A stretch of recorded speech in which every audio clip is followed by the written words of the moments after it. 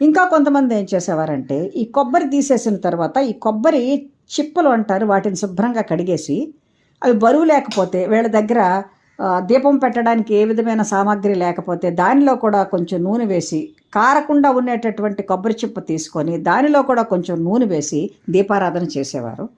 ఆ కొబ్బరి చిప్పనే మళ్ళీ కడిగేసి అందులో వాళ్ళ ఇంటిలో ఏమైనా వస్తువులు నిక్షిప్తం చేసుకోవడానికి కొన్ని ప్రసాదాలు పెట్టడానికి కూడా వాడేవారు. ఆ రోజులలో కావలసినటువంటి పాత్రలు దొరికేవి కావు, అంత ధనం ఉండేది కాదు.